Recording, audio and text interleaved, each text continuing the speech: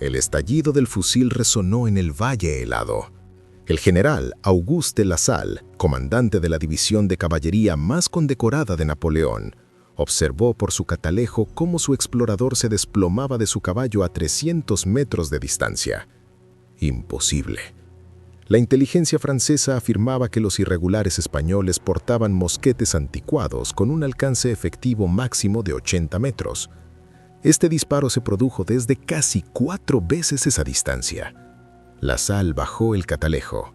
Su aliento formaba nubes en el aire de diciembre de 1808. Se volvió hacia su ayudante. ¿Qué están disparando? El ayudante no supo responder. En 3 horas, 2.000 soldados franceses estarían muertos o heridos, y Lasalle escribiría la carta más inquietante de su carrera a Napoleón Bonaparte. Señor, estos no son los españoles de los que nos hablaron. Estás a punto de descubrir por qué los comandantes franceses temían a un arma específica más que a los cañones británicos, la caballería prusiana o el invierno ruso. Un arma tan efectiva que convirtió a los pastores en francotiradores y obligó a Napoleón a rediseñar por completo su estrategia de invasión. Las clases de historia nunca te enseñan esta historia. Se centran en las victorias de Napoleón, sus grandes estrategias, su imperio, pero pasan por alto su primera gran derrota en el campo de batalla, el momento en que campesinos con rifles de caza modificados rompieron el mito de la invencibilidad francesa. Hoy, eso ha cambiado.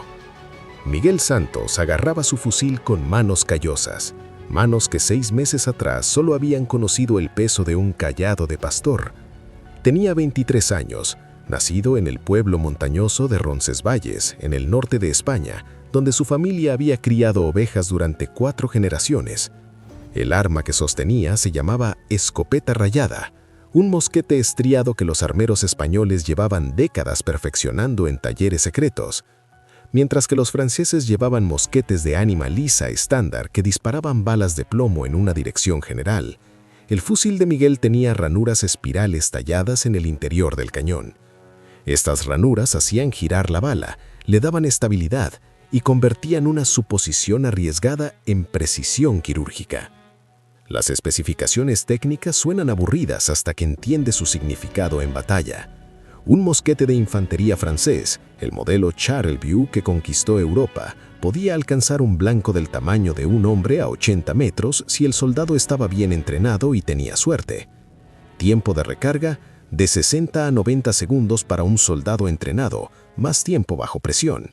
El fusil español que portaba Miguel podía alcanzar un blanco a 300 metros con un 73% de precisión. Tiempo de recarga, 30 segundos, incluso para un expastor, cuyas manos aún recordaban la textura de la lana más que la de la pólvora. Haz los cálculos.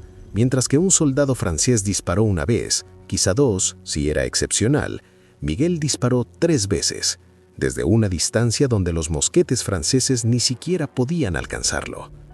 Pero hace 6 meses, Miguel no sabía nada de esto.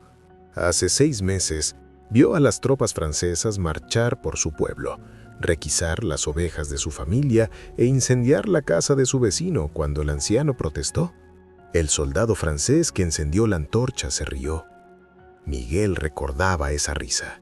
La crueldad despreocupada de un imperio que había olvidado lo que era la resistencia.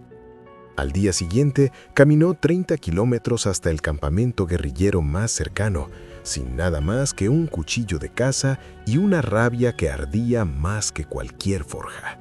El hombre que lo entrenó se llamaba El Lobo.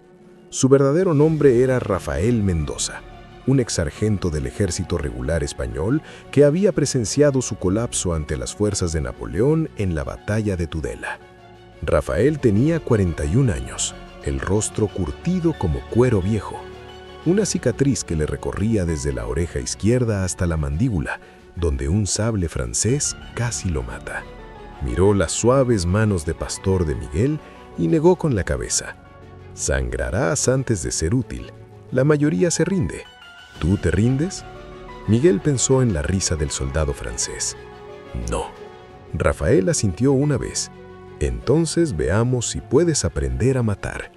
El entrenamiento fue brutal de maneras que Miguel jamás imaginó. El rifle pesaba 4 kilogramos, más pesado que cualquier herramienta que hubiera llevado. Tras el primer día de ejercicios, sosteniéndolo firmemente mientras apuntaba, sus hombros le gritaban de dolor. Le sangraban las manos de tanto meter la bala en el cañón estriado. El ajuste necesario para la precisión le cortaba las palmas hasta que se le formaron callos. Falló 47 veces antes de su primer disparo con éxito a 100 metros. Algunos de los otros reclutas se burlaron de él. Un chico llamado Esteban, de 18 años y engreído por haber matado a un mensajero francés, se rió a carcajadas. «El pastor ni siquiera sabe disparar. Quizás le devolvamos sus ovejas». Rafael apareció detrás de Esteban como un fantasma. «Miguel te sobrevivirá». Esteban sonrió con sorna. «¿Cómo lo crees?». Rafael señaló hacia el campo de tiro. «Porque es paciente. Los pastores saben de paciencia. Tú estás furioso. Los furiosos se precipitan. La precipitación te mata». 3 semanas después, durante una emboscada a una columna de suministros francesas, Esteban se apresuró a disparar, falló y delató su posición. Una descarga francesa lo alcanzó. Rafael tenía razón. Miguel aprendió más que puntería. Aprendió la física que hacía superior a su arma. Los armeros españoles, principalmente en las regiones vascas y en los alrededores de Toledo, habían estudiado el estriado durante décadas. Mientras las instituciones militares de toda Europa descartaban las armas estriadas por ser demasiado lentas de cargar, demasiado caras de fabricar y demasiado delicadas para las condiciones del campo de batalla, estos artesanos seguían experimentando. Descubrieron que una pólvora de combustión más lenta, combinada con un ajuste más preciso de la bala y esas ranuras en espiral, creaba algo revolucionario. Precisión predecible a distancias que parecían imposibles. La bala giraba a 3000 revoluciones por minuto al salir del cañón. Este giro estabilizaba su trayectoria de vuelo, contrarrestaba la deriva del viento y mantenía la velocidad. Era el equivalente del siglo XVIII a un misil guiado. Pero el conocimiento no significaba nada sin práctica. Rafael los instruía sin descanso. 200 disparos por semana mínimo. Aprendieron a disparar bajo la lluvia, en la oscuridad, con un viento que aullaba desde los Pirineos con la fuerza suficiente para derribar a un hombre. Aprendieron a compensar los ángulos de subida y bajada, la temperatura que afectaba la velocidad de combustión de la pólvora, la caída de una bala a distancia. Y lo más importante, aprendieron a disparar, moverse y desaparecer. Disparar 3 tiros, reubicarse. Nunca quedarse donde el enemigo vio humo por última vez. Las guerrillas españolas inventaron tácticas modernas de infantería un siglo antes de que las academias militares las enseñaran. Las manos de Miguel dejaron de temblar tras el 100º disparo mortal en el campo de prácticas. Al disparo 200 podía embocar una bala en un círculo de 10 centímetros a 200 metros. Al disparo 300 dejó de pensar y empezó a sentir el disparo, como siente un pastor cuando se avecina una tormenta horas antes de que cambie el cielo. Su precisión subió al 76%, mejor que la media. Rafael se dio cuenta. Estarás en primera línea en Sorauren, en primera posición. A Miguel se le secó la boca. Sorauren era donde se enfrentarían a la división de La Salle. La inteligencia francesa había estado alimentando a los comandantes de Napoleón con peligrosas mentiras. Los informes afirmaban que la resistencia española consistía en bandidos desorganizados con armas anticuadas, más una molestia que una amenaza. Estos informes fueron escritos por oficiales que nunca salían de su cuartel general, que entrevistaban a colaboradores españoles deseosos de decirles a los franceses lo que querían oír, quienes, en esencia, malinterpretaban lo que sucedía en las montañas. El ejército regular español se había derrumbado, sí, pero en su lugar algo más mortífero estaba creciendo, descentralizado, móvil, equipado con armas de largo alcance superiores y motivado por la clase de ira que convierte a los agricultores en fanáticos. El general Lasalle recibió órdenes de despejar el valle de Sorauren de insurgentes y asegurar el paso para un convoy de suministros. Su fuerza, 8.000 soldados, incluyendo 2.000 de caballería, 4.000 de infantería y 2.000 de artillería y apoyo. 12 cañones de 6 y 12 libras, capaces de demoler fortificaciones. Doctrina estándar para una victoria aplastante contra una inferioridad numérica. Lasalle había combatido en Austerlitz, en Jena, en Friedland. Había cargado contra cuadros rusos y roto las líneas austríacas. Despojar a los campesinos españoles parecía un insulto a su currículum. 14 de diciembre de 1808. Temperatura apenas por encima del punto de congelación. Nubes que amenazaban con nieve. Miguel se agazapó tras un afloramiento rocoso en la cresta oriental del valle de Sorauren, a 280 metros sobre el suelo. A su alrededor, repartidos en 3 kilómetros de posiciones elevadas, había otros 299 guerrilleros, 300 en total. Los comandantes españoles habían aprendido que 300 fusiles, correctamente posicionados con campos de tiro superpuestos, podían crear una zona de aniquilación insuperable. La posición era todo. El terreno elevado, un terreno específicamente elegido que obligaba a los atacantes a seguir caminos predecibles, rocas y árboles para cubrirse, múltiples posiciones de repliegue ya exploradas. Esto no era una batalla, era una cámara de ejecución. Miguel revisó su rifle por 20ª vez. Pólvora seca, pedernal asegurado, 3 cartuchos de papel en su cartuchera, pólvora y bala premedidas para recargar más rápido, una cantimplora con agua, porque disparar daba sed y la deshidratación arruinaba la precisión. Miró hacia el valle, donde las tropas francesas iniciaban su marcha. Desde la distancia parecían un río oscuro fluyendo entre las colinas, organizados, profesionales, imparables. Sus manos volvieron a temblar. Rafael estaba 10 metros a su izquierda. El viejo sargento captó su mirada y se tocó el pecho. Luego señaló a Miguel. El mensaje: calma tu respiración. Miguel inhaló lentamente por la nariz, contuvo la respiración hasta 4 y exhaló por la boca. La respiración del shooter, el ritmo que calmaba los latidos del corazón. Sus manos se calmaron. Rafael asintió con aprobación. Los franceses llegaron en formación de columna, en orden de marcha. Al frente, exploradores a caballo, escudriñando las colinas, pero sin ver a las guerrillas que habían aprendido a camuflarse entre las rocas y las sombras. Tras ellos, la infantería principal en formaciones compactas, lógicas en campos de batalla abiertos, pero que se convertían en trampas mortales en valles estrechos. La caballería en reserva, esperando la carga enemiga para lanzar contraataques devastadores. Las piezas de artillería, tiradas por caballos, posicionadas para desplegarse contra las fortificaciones. Todo según las reglas. Todo lo que Napoleón había perfeccionado a lo largo de una docena de campañas. Todo mal para este terreno. El comandante español, un ex coronel llamado Ignacio Artiaga, esperó a que la columna francesa alcanzara su máxima extensión en el valle. El sol se ocultaba tras las posiciones españolas, lo que dificultaba su visibilidad. El viento soplaba a través del valle, de izquierda a derecha, a unos 15 kilómetros por hora, ya calculado en las estrategias de tiro. Con marcadores de distancia establecidos, cada guerrillero conocía el alcance a múltiples puntos del valle. Cuando Artiaga alzó el brazo, 300 fusiles se alzaron al unísono. Este es el momento en que todo lo que te han contado sobre la guerra napoleónica se vuelve irrelevante. Olvídate de las pinturas de formaciones masivas y cargas de caballería. Olvídate de la noción romántica de la guerra de caballeros con tambores y banderas de regimiento. Lo que sucedió después fue una masacre industrializada, una matanza de precisión que no se volvería a ver hasta la Primera Guerra Mundial. El brazo de Artiaga cayó. El valle estalló con el estruendo de 300 rifles disparando en un lapso de 2 segundos. El sonido resonó en las colinas circundantes, se multiplicó, convirtiéndose en un rugido que ahogó todo lo demás. Miguel apenas oyó su propio disparo, solo sintió la patada en el hombro, olió el humo acre que le nubló la vista por un instante. Cuando el humo se disipó, vio el resultado.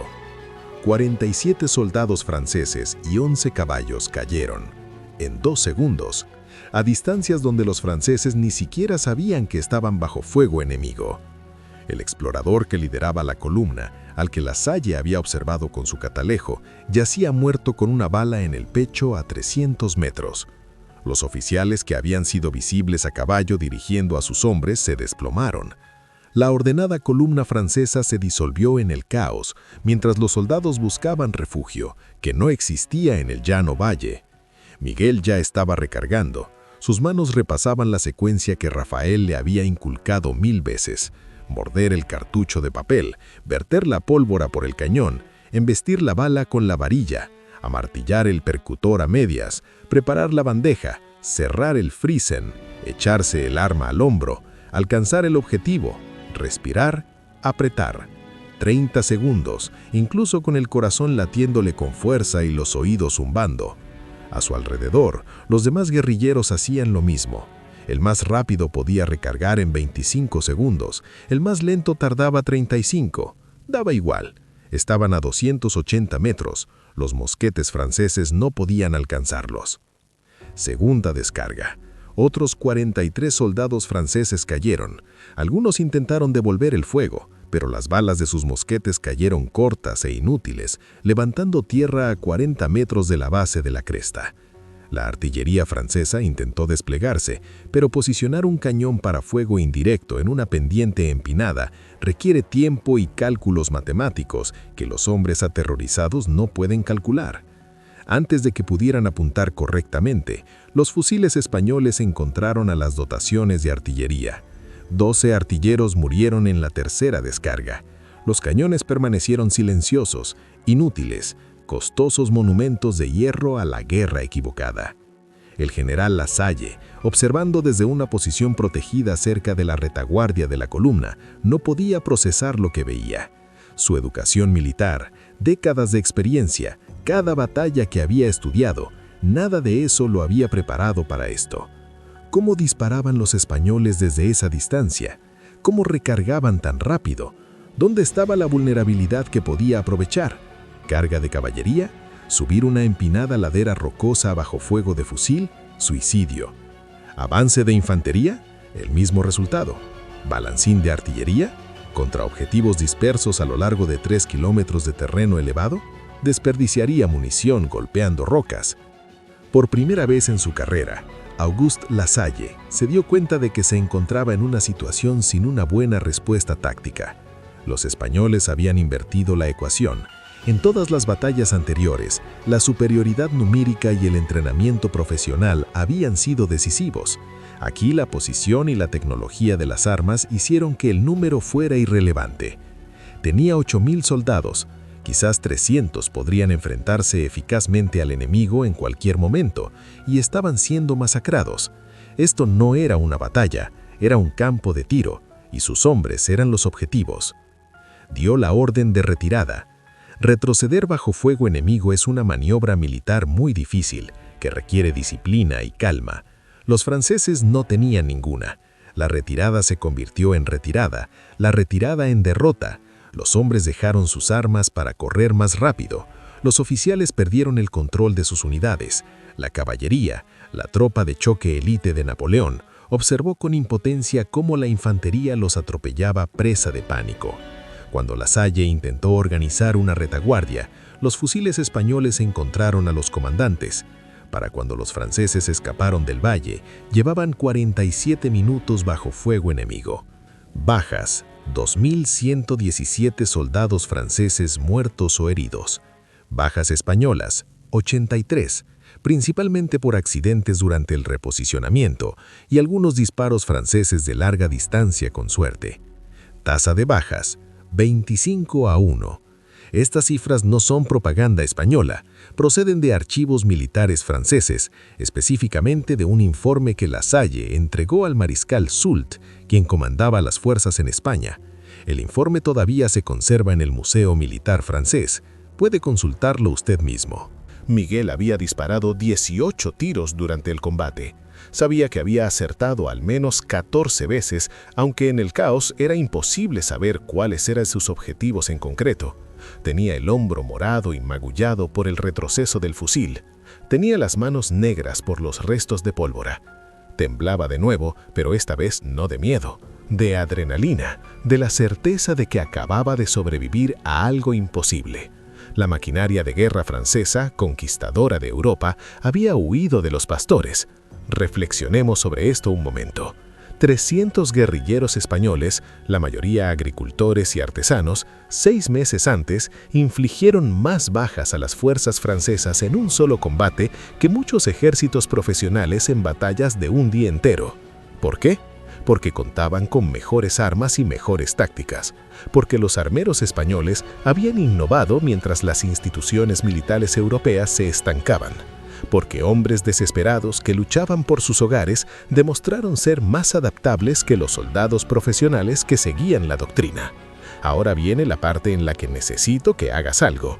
Miguel, Rafael, Esteban, que murió demasiado joven, los 2000 soldados franceses que murieron siguiendo órdenes en tierra extranjera, todos estos nombres desaparecerán de tu memoria en 5 minutos, a menos que decidas que importan. El algoritmo de YouTube está viendo este video ahora mismo, calculando si mostrarlo a más personas o enterrarlo en el cementerio digital. Tu acción en los próximos 10 segundos determinará qué sucederá. Si crees que esta historia merece ser recordada, si crees que los guerreros olvidados merecen reconocimiento, dale a me gusta ahora, no después, ahora. Suscríbete a este canal porque la semana que viene revelaré el arma que Gran Bretaña mantuvo en secreto durante 60 años por ser demasiado efectiva. Activa las notificaciones porque historias como esta reciben shadow bans constantemente. Y comenta con la palabra Sorauren si has llegado hasta aquí. Leo todos los comentarios. Los 3 mejores comentarios aparecerán en el próximo video. Demuestra que no eres un simple espectador pasivo. Demuestra que contribuyes a mantener viva la verdadera historia. De vuelta a Sorauren. La batalla había terminado, pero las consecuencias apenas comenzaban. Cuando el mariscal Soult recibió el informe de Lasalle, al principio no lo creyó. Soult había combatido en una docena de campañas, conquistado ciudades y derrotado a los ejércitos austríaco y ruso. Que los irregulares españoles infligieran bajas de 25-1 parecía imposible. Envió investigadores para verificar las cifras. Regresaron confirmándolo todo y añadiendo detalles inquietantes. Los españoles no solo habían ganado, habían luchado con armas y tácticas que Soult jamás había experimentado. Envió un despacho urgente a Napoleón en Madrid. La respuesta del emperador fue característica. Culpó a los españoles de su traición y los llamó cobardes por no luchar con honor en batalla abierta. Pero en privado, según las memorias escritas por el secretario de Napoleón años después, el emperador estaba conmocionado. La campaña española, que esperaba concluir en semanas, estaba haciendo metástasis en algo que consumiría cientos de miles de tropas, agotaría los recursos franceses y en última instancia contribuiría a su caída. Los historiadores militares llaman a la Guerra de la Independencia la úlcera española que desangró lentamente el imperio de Napoleón. Sorauren fue la primera herida profunda. Las tácticas francesas en España cambiaron inmediatamente después de Sorauren. Se acabaron las largas marchas por los valles, se acabaron las pequeñas columnas operando de forma independiente, se acabaron las suposiciones sobre las capacidades españolas.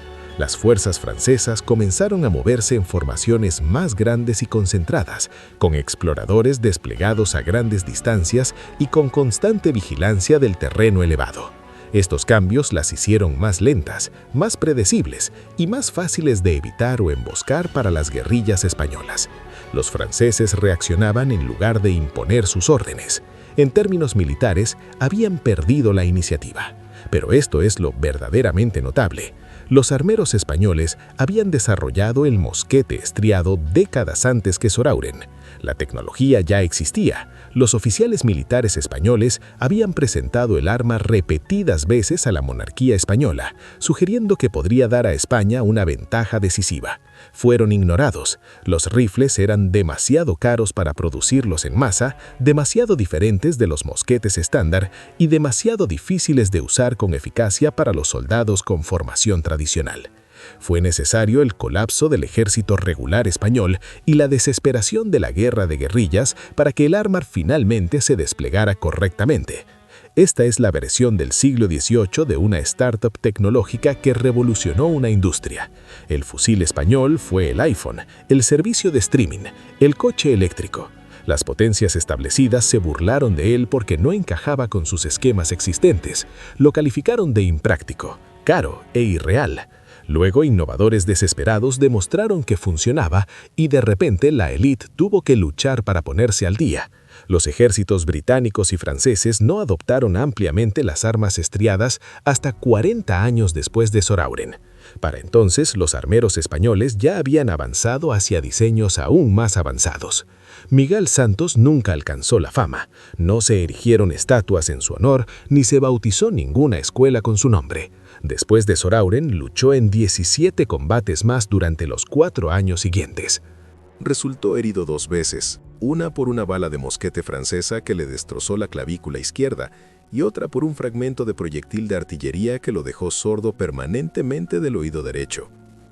Al terminar la guerra en 1812, regresó a Roncesvalles, se casó con Lucía, tuvo 5 hijos y crió ovejas hasta su muerte a los 61 años. Su fusil, el que portaba en Sorauren, fue enterrado con él, según su voluntad. Su nieto le contó más tarde a un historiador que Miguel nunca habló de la guerra, ni les habló a sus hijos de Sorauren, ni mencionó a los hombres que había matado. Solo era un pastor que se vio obligado a convertirse en guerrero y pasó el resto de su vida intentando olvidar. Rafael Mendoza, el Lobo, no tuvo tanta suerte. Murió 6 meses después de Sorauren durante una emboscada que salió mal. Las fuerzas francesas habían aprendido a tender trampas a las unidades guerrilleras usando falsos convoys de suministros como cebo. La unidad de Rafael mordió el anzuelo. Recibió 4 disparos mientras cubría la retirada de sus hombres. Los guerrilleros que escaparon afirmaron que mató a 11 soldados franceses antes de caer. Su cuerpo nunca fue recuperado. Sin tumba, sin monumento, solo otro nombre en la larga lista de bajas que la historia olvidó. El general Auguste Lasalle sobrevivió a Sorauren, pero murió un año después en la batalla de Wagram, Austria, atacando las posiciones rusas en uno de esos gloriosos ataques de caballería que las pinturas celebran y los realistas militares reconocen como una masacre. Se dice que Napoleón lloró al enterarse de la muerte de Lasalle, calificándolo de irreemplazable. El emperador nunca reconoció públicamente a Sorauren, ni admitió que los irregulares españoles con fusiles campesinos hubieran humillado a uno de sus mejores comandantes. El fusil español que aterrorizaba a los comandantes franceses tenía varios nombres: escopeta rayada, trabuco, fusil español. Distintas regiones tenían diseños diferentes, pero todas compartían el cañón estriado que les otorgaba un alcance y una precisión superiores. Algunas de estas armas aún se conservan en museos de toda España. El Museo del Ejército de Toledo tiene una colección de ellas. Las he visto personalmente. Son sorprendentemente elegantes, con culatas de madera tallada y metal grabado. No parecen las toscas armas campesinas que describía la propaganda francesa. Parecen los instrumentos de precisión que eran. Las pruebas de precisión realizadas por expertos en armas de fuego modernas con réplicas de rifles españoles confirman los relatos históricos. A 300 metros, disparando desde una posición estable con munición de la época, los tiradores experimentados pueden mantener entre un 70 y un 75% de precisión en blancos de tamaño humano. No es una exageración, es un rendimiento verificado y repetible. Los mosquetes franceses, probados en las mismas condiciones, alcanzan una precisión inferior al 25% a la misma distancia. La ventaja española fue real, medible y devastadora. Ahora, probablemente te estés preguntando sobre el panorama general. Si las guerrillas españolas fueron tan efectivas, ¿por qué España no ganó la guerra de forma independiente? ¿Por qué fue necesaria la intervención británica y la desastrosa campaña rusa de Napoleón para expulsar finalmente a los franceses? Porque la guerra de guerrillas puede desangrar al ocupante, hacer que la ocupación sea costosa y miserable, pero no puede capturar y mantener territorio. Las guerrillas españolas controlaban las montañas y el campo, pero las fuerzas francesas controlaban las ciudades. Un punto muerto. Lo que sí lograron las guerrillas fue inmovilizar a un gran número de tropas francesas que podrían haber sido desplegadas en otros lugares. En el punto álgido de la Guerra de la Independencia, 300.000 soldados franceses estaban en España, intentando reprimir la resistencia. Esos soldados no estaban disponibles cuando Napoleón invadió Rusia, no estaban disponibles cuando Prusia y Austria se movilizaron contra Francia. Las guerrillas españolas no ganaron la guerra solas, pero hicieron inevitable la derrota francesa al asegurar que Napoleón luchara en demasiados frentes simultáneamente. Los observadores militares británicos, en particular los oficiales al mando del Duque de Wellington, quedaron fascinados por las tácticas y armas de la guerrilla española. Enviaron informes detallados a Londres. Los estrategas militares británicos estudiaron estos informes y comenzaron a desarrollar sus propias armas estriadas. El fusil Baker adoptado por las fuerzas británicas en 1800, recibió una influencia directa de los diseños españoles. Los regimientos de fusileros británicos, los famosos chaquetas verdes, emplearon tácticas casi idénticas a las que habían desarrollado las guerrillas españolas. Formaciones dispersas, fuego a larga distancia, disparar y moverse. El propio Wellington escribió que las tropas irregulares españolas eran más eficaces para desbaratar las operaciones francesas que 3 divisiones de tropas regulares. Esto lo dijo un hombre que no era generoso con los elogios. Los franceses finalmente intentaron contrarrestar los fusiles españoles desplegando sus propias unidades de tiradores de élite, llamadas tirailleurs. Estos soldados estaban equipados con mejores armas y entrenados en puntería en lugar de fuego de salva. Pero el alto mando francés nunca se comprometió del todo con el concepto. Las armas estriadas siguieron siendo equipo especializado, no estándar. Esto fue en parte por el costo, en parte por la resistencia institucional a cambiar la doctrina consolidada. La maquinaria militar de Napoleón se basaba en el reclutamiento masivo y una fuerza abrumadora. La guerra de precisión requería un entrenamiento, una logística y una mentalidad diferentes. El emperador estaba demasiado comprometido con su modelo existente como para adaptarse por completo. Aquí hay una lección más profunda sobre la innovación y las instituciones. Las potencias establecidas, ya sean imperios militares o corporaciones modernas, a menudo no pueden adoptar tecnologías disruptivas, incluso cuando reconocen su eficacia. Estas tecnologías amenazan las inversiones existentes, desafían las jerarquías establecidas y exigen admitir que las estrategias previas eran defectuosas. Los armeros españoles no eran más inteligentes que los armeros franceses, simplemente tenían la desesperación y la independencia necesarias para experimentar sin restricciones institucionales. Cuando la guerra de guerrillas generó demanda de armas de precisión, la oferta ya existía.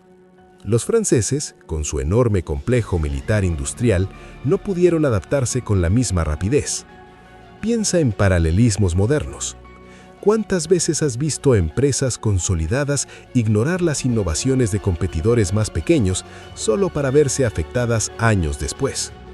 Nokia riéndose de los smartphones, Blockbuster desestimando el streaming, los medios tradicionales ignorando a los creadores de YouTube. El patrón se repite porque la psicología humana y la inercia institucional no cambian. El fusil español es prueba de que esta dinámica existía hace 200 años, solo con tecnologías diferentes. Pregunta para ti.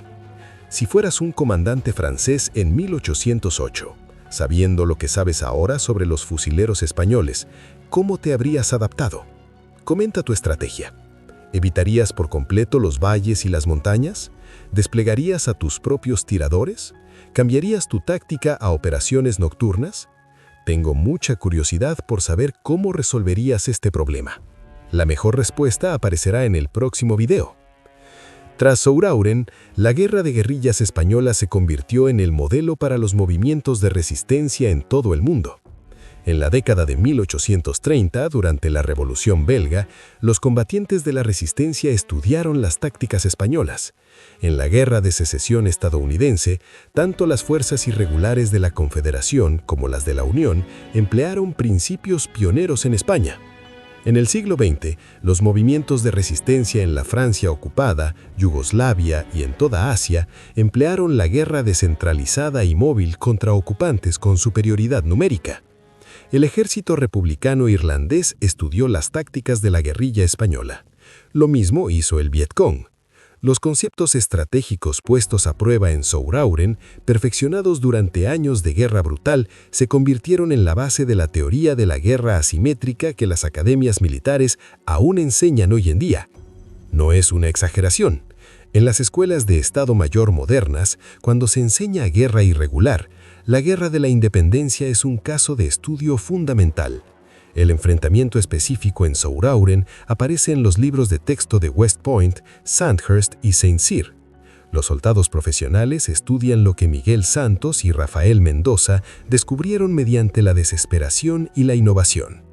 Esos pastores y agricultores inventaron tácticas que los militares profesionales no adoptaron formalmente hasta un siglo después. Pero mientras los militares profesionales aprendieron estas lecciones, la historia popular las olvidó. Cuando se pregunta a la gente sobre las guerras napoleónicas, se mencionan Waterloo, Austerlitz y Trafalgar. No mencionan Sourauen, no mencionan los 200 enfrentamientos menores donde las guerrillas españolas destruyeron sistemáticamente las líneas de suministro franceses, asesinaron a oficiales franceses y encarecieron tanto la ocupación que ni siquiera los enormes recursos de Napoleón pudieron sostenerla. ¿Por qué? Porque las victorias guerrilleras no encajan en la narrativa de grandes batallas y generales heroicos. Porque reconocer que campesinos con armas innovadoras podían derrotar a ejércitos profesionales amenazaba la mitología que las instituciones militares habían construido a su alrededor. Por eso, historias como la de Sourauen se ocultan. Son verdades incómodas. Sugieren que la tecnología y las tácticas importan más que la tradición y la jerarquía. Implican que las fuerzas irregulares descentralizadas y motivadas pueden derrotar a las fuerzas centralizadas y profesionales si cuentan con las herramientas y el terreno adecuados. A las instituciones militares no les gusta enseñar estas lecciones porque socavan la justificación de los ejércitos permanentes masivos y las costosas fuerzas convencionales. A las instituciones políticas no les gustan estas historias porque celebran la resistencia a la autoridad. Así que estas historias se eliminan discretamente de los libros de texto y se reemplazan con narrativas más cómodas de ejércitos legítimos que libran batallas honorables. Pero las verdades incómodas no desaparecen solo porque las instituciones las ignoren. Resurgen cuando las personas se enfrentan a desafíos similares. Cada generación redescubre que la posición y la precisión pueden superar a los números y la tradición. Cada conflicto asimétrico retoma las lecciones de Sourauen. Las tecnologías específicas cambian, pero los principios permanecen. Miguel Santos no habría podido articular estos grandes conceptos estratégicos. Solo sabía que su fusil podía matar a los franceses desde distancias inaccesibles, y eso le parecía razón suficiente para seguir apretando el gatillo. No pensó en teoría militar ni en el legado histórico. Pensó en su pueblo quemado, en su oveja robada, en la risa de aquel soldado francés. La guerra a nivel individual siempre es personal. La gran estrategia es lo que los historiadores inventan posteriormente para dar sentido a millones de decisiones personales. Las últimas tropas francesas abandonaron España en 1813, 5 años después de Sourauen. Para entonces, Napoleón había perdido 600.000 hombres en la campaña rusa. Se había enfrentado a los ejércitos de la coalición que se acercaban por todos lados y había visto desmoronarse su imperio. La úlcera española había sangrado sin parar, una pérdida constante de tropas y recursos que no podía permitirse. Cuando los historiadores calculan los factores que llevaron a la derrota de Napoleón, enumeran el invierno ruso, la persistencia británica, la guerra de coalición y la resistencia española. Sourauen fue solo una pequeña intervención en esa resistencia mayor, pero estableció el patrón que se repetiría cientos de veces. Las fuerzas francesas entraban en territorio donde las ventajas españolas eran abrumadoras, sufrían bajas desproporcionadas, se retiraban e informaban que la pacificación era imposible. Imposible. Esa palabra aparece con frecuencia en la correspondencia militar francesa procedente de España. Pacificar esta región es imposible. Asegurar las líneas de suministro es imposible. Controlar el campo es imposible. Estos informes fueron escritos por soldados profesionales que habían conquistado la mayor parte de Europa. España, pobre y atrasada para los estándares franceses, militarmente derrotada, ocupada por fuerzas abrumadoras, seguía siendo, de alguna manera, imposible de controlar. El fusil español era parte de esa imposibilidad. También lo eran las montañas, las feroces identidades regionales, las tácticas de guerrilla y la rotunda negativa de los civiles españoles a aceptar la ocupación extranjera. Pero el fusil fue la herramienta que hizo que la resistencia fuera letal en lugar de simplemente molesta. Hay algo más que vale la pena comprender sobre el fusil español que va más allá de la pura historia militar. Representa un momento en el que la artesanía y la innovación surgieron al margen de las estructuras de poder tradicionales. Los armeros españoles no trabajaban para el gobierno ni para el ejército. Eran artesanos independientes que experimentaban en pequeños talleres y compartían conocimientos a través de redes informales. Cuando el gobierno rechazó sus innovaciones, no se detuvieron. Siguieron mejorando el diseño, construyendo fusiles y vendiéndolos a cazadores y personas adineradas que apreciaban las armas de precisión. Cuando la guerra de guerrillas generó una demanda repentina, la capacidad de producción y la experiencia ya existían de forma distribuida. Esta es la ventaja de la innovación descentralizada. No requiere aprobación institucional, es más difícil de suprimir y puede escalar rápidamente cuando las condiciones cambian. Comparemos esto con la producción militar francesa, que estaba centralizada, estandarizada y controlada por el Estado. Los arsenales franceses podían producir mosquetes en cantidades masivas, con piezas intercambiables, un logro impresionante para la época. Pero este mismo sistema hacía que la innovación fuera casi imposible. Cambiar el diseño estándar de las armas requería sortear capas de burocracia, convencer a generales conservadores y reequipar fábricas enteras. Las ventajas institucionales que otorgaron a Francia una producción en masa superior se convirtieron en desventajas cuando la situación exigió soluciones diferentes. La falta de producción militar centralizada en España, que parecía una debilidad, resultó ser una ventaja, ya que permitió que la innovación floreciera en los márgenes. Este patrón también se repite a lo largo de la historia. Los sistemas centralizados y eficientes son excelentes para ejecutar tareas conocidas a escala. Los sistemas descentralizados e ineficientes son mejores para experimentar y adaptarse. Los armeros descentralizados españoles superaron a los arsenales centralizados franceses en la carrera por la innovación. El caótico ecosistema de startups de Silicon Valley ha superado repetidamente en innovación a las bien financiadas divisiones de investigación de las grandes corporaciones. El dominio específico cambia, pero la ventaja estructural de la experimentación distribuida se mantiene constante. Si Miguel Santos viviera hoy, tendría 200 años, lo cual es claramente imposible, pero síganme la corriente. ¿Qué pensaría de su fusil colgando en un museo? De que historiadores militares analizaran las tácticas que empleó, de un video de YouTube celebrando su contribución a la historia. Supongo que le parecería absurdo. No intentaba innovar en la guerra ni cambiar la historia. Intentaba sobrevivir y matar a quienes quemaron la casa de su vecino. Todo lo demás, las grandes implicaciones estratégicas y la trascendencia histórica, le eran completamente invisibles en ese momento. Solo era un pastor que aprendió a disparar. Pero así es como ocurre realmente la historia. No a través de grandes planes y líderes visionarios, aunque estos existen, principalmente a través de millones de personas que toman decisiones inmediatas, utilizando las herramientas a su disposición, intentando resolver los problemas que se les presentan directamente. A veces, esas decisiones se acumulan en patrones que cambian todo. A veces la decisión de un pastor de caminar 30 kilómetros a un campamento guerrillero, multiplicado por miles de decisiones similares, multiplicado por la disponibilidad de armas superiores, multiplicado por un terreno favorable, crea un resultado que transforma la política europea. La historia es emergente, no diseñada. Los franceses finalmente aprendieron a respetar a las guerrillas españolas, pero solo después de perder decenas de miles de soldados en una brutal guerra de desgaste. Los soldados franceses acuñaron el término guerrilla, guerra pequeña, para describir las tácticas españolas. El término perduró. Ahora se usa en todo el mundo para describir la guerra irregular. Así, las contribuciones españolas a la historia militar perduran en el idioma, incluso cuando se olvidan en los libros de texto.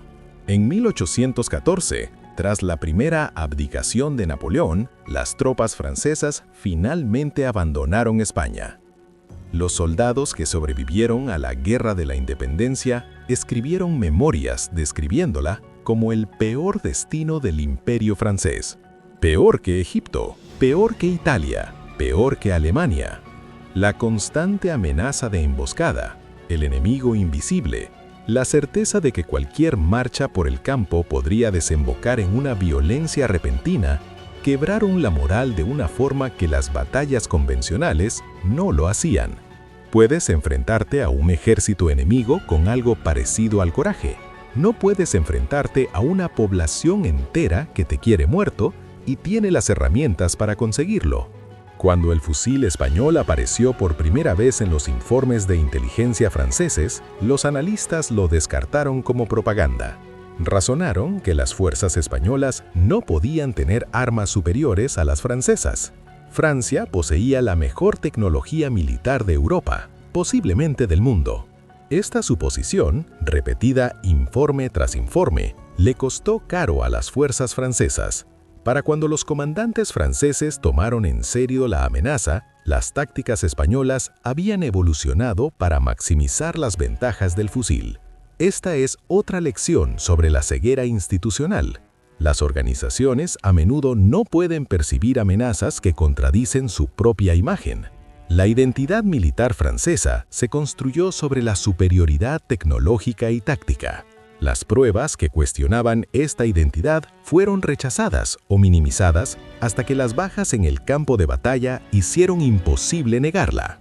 Así que esto es lo que realmente ocurrió en Sörauren, sin mitos. 300 soldados irregulares españoles, armados con armas tecnológicamente superiores, usaron el terreno y las tácticas para infligir bajas catastróficas a una fuerza francesa mucho mayor, equipada y entrenada para diferentes tipos de guerra. Los españoles no ganaron por ser más valientes o hábiles individualmente. Ganaron porque contaban con mejores herramientas para la situación específica y las usaron con inteligencia. Esta no es una historia de heroísmo, aunque lo hubo. Es una historia de adecuar las capacidades a las condiciones. La guerra consiste, en definitiva, en resolver problemas tácticos bajo extrema presión. El bando que resuelve los problemas mejor, más rápido o con mayor creatividad suele ganar, independientemente del coraje o el número. Las guerrillas españolas resolvieron el problema de cómo combatir a una fuerza convencional superior, negándose a luchar de forma convencional. Utilizaron armas que cambiaron la ecuación del enfrentamiento, terrenos que anularon las ventajas enemigas y tácticas que obligaron al enemigo a luchar en condiciones desventajosas. Estas soluciones parecen obvias en retrospectiva, no lo eran en su momento. Eso siempre ocurre con las innovaciones exitosas. Nos acercamos al final de esta historia, pero la de Miguel no terminó en Sörauren. Lo que ocurrió 3 meses después, cuando las fuerzas francesas regresaron con tácticas diferentes y una fuerza abrumadora, lo cambió todo de nuevo. Cómo Miguel sobrevivió, a duras penas, implica una decisión tan desesperada que ni siquiera Rafael habría aprobado. Les contaré esa historia, pero solo si quieren escucharla. Comenta parte 2 si quieres la historia completa de lo que sucedió cuando los franceses regresaron en busca de venganza. Si este video recibe 1000 comentarios, subiré la secuela la semana que viene. Y escucha, esto es importante. Formas parte de un pequeño grupo que ahora conoce esta historia. La mayoría de la gente nunca oirá hablar de Sörauren, de Miguel Santos, de los fusiles españoles que aterrorizan a los ejércitos franceses. Tú puedes cambiar eso. Comparte este video, enséñaselo a alguien que piense que la historia es aburrida. Públicalo en un grupo de historia. Demuestra que las historias reales, bien contadas, pueden competir con el entretenimiento artificial. Cada vez que se comparte, cada comentario, cada me gusta, le dice al algoritmo de YouTube que este contenido importa. Ayúdame a demostrar que la verdad es más convincente que la ficción. Suscríbete a este canal porque la semana que viene revelaré el arma que Gran Bretaña mantuvo en secreto durante 60 años. Un arma tan efectiva y aterradora que el Parlamento debatió si su uso constituía un crimen de guerra. Se usó de todos modos. Los resultados fueron tan devastadores como se predijo. No encontrarás esto en los libros de texto. Lo encontrarás aquí si te suscribes y activas las notificaciones. Miguel Santos murió mientras dormía a los 61 años, rodeado de su familia, sin haberles contado nunca nada sobre los 27 hombres que mató en Sörauren. Su nieto encontró el fusil enterrado con él y quiso quedárselo, pero la familia decidió que debían cumplirse los deseos de Miguel. El arma que aterrorizó a los ejércitos de Napoleón yace en una tumba olvidada en las montañas del norte de España. Sin lápida, sin monumento, Solo un pastor y su fusil, descansando en la tierra que defendieron. Pero la historia no termina, ¿ya no? Ahora la conoces, eso te hace responsable de lo que suceda después. ¿La dejarás desaparecer de nuevo o la mantendrás viva? Comenta, suscríbete, comparte. Demuestra que los guerreros de la historia existen en la era de la capacidad de atención de 30 segundos. Demuestra que 300 guerrilleros que cambiaron la guerra merecen ser recordados. Demuestra que la decisión de Miguel Santos de caminar 30 kilómetros cargando solo con rabia y determinación importó. La bala silbó en el aire helado. El general francés observó con incredulidad. Y la historia cambió. Tú estuviste presente. Ahora decide qué sucederá después. Batalla de Soraúren, 14 de diciembre de 1808. Fuerza española, 300 guerrilleros. Fuerza francesa, 8.000 tropas. 2.000 de caballería, 4.000 de infantería, 2.000 de artillería o apoyo. Bajas españolas, 83. Bajas francesas, 2.117. Muertos o heridos. Tasa de bajas, 25-1 a favor de las fuerzas españolas. Duración del enfrentamiento, 47 minutos. Campo de tiro español, 300 metros efectivos. Mosquete francés, 80 metros efectivos. Precisión del rifle español, 73% a 300 metros. Precisión del mosquete francés, 23% a 300 metros. Tiempo de recarga, 30 segundos en promedio. Tiempo de recarga, 60 a 90 segundos en promedio.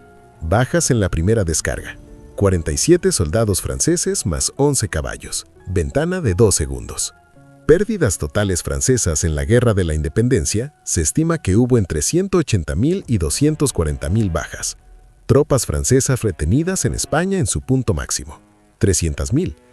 Archivos militares franceses, Servicio Histórico de la Defensa Vincennes, Informes de combate del general Lasalle al mariscal Soult, diciembre de 1808. Específicamente el documento AR-C-2-453. El informe detalla las bajas, el análisis táctico y el reconocimiento de la superioridad armamentística española. La Guerra de la Independencia, una nueva historia de Charles Cesdale, 2002. Análisis académico exhaustivo de las tácticas de guerra de guerrillas españolas, su tecnología armamentística y el impacto estratégico de las fuerzas de Napoleón. Las páginas 234 a 267 abordan el despliegue de mosquetes estriados. Museo del Ejército, Toledo, Spain. Colección física de escopetas rayadas españolas del periodo 1790 a 1815, con especificaciones técnicas y documentación de procedencia. Números de catálogo ARM 1808-03 a ARM 1808-09. La guerra en la era de Bonaparte, de Michael Glover, 1980, análisis de la evolución de la tecnología de armas durante la era napoleónica, incluido un capítulo sobre el desarrollo del rifle español y pruebas balísticas comparativas. Correspondencia del mariscal Soult a Napoleón, diciembre de 1808, enero de 1909. Referenciado en Las campañas de Napoleón de David Chandler, 1966, que documenta la reevaluación estratégica de las capacidades de resistencia españolas después del enfrentamiento en Soraúren. Próximamente, la venganza de Soraúren, cuando 12.000 soldados franceses regresaron para aniquilar a 300 guerrilleros y fracasaron de nuevo. 3 meses después de su humillación, el general Lasalle recibió permiso para algo sin precedentes. Una expedición punitiva sin otro objetivo que aniquilar a las guerrillas que lo habían avergonzado. 12.000 soldados. Artillería capaz de aplanar montañas. Órdenes de no tomar prisioneros. Miguel Santos tuvo exactamente 4 días de aviso antes de la llegada de los franceses. El valle era una trampa esta vez. Los franceses lo habían aprendido. Las alturas estaban cubiertas, las rutas de escape bloqueadas. Los españoles eran superados 40-1, rodeados, con tormentas invernales que les impedían el acceso a refuerzos. Pero Miguel y Rafael estaban experimentando con algo nuevo. Una táctica tan peligrosa que los comandantes españoles la habían prohibido. Iban a hacerlo de todos modos. Lo que sucedió después obligó a Napoleón a intervenir personalmente y emitir órdenes que cambiaron la doctrina militar francesa en todo el imperio. Suscríbete y activa las notificaciones. Esta historia es aún más loca de lo que acabas de escuchar.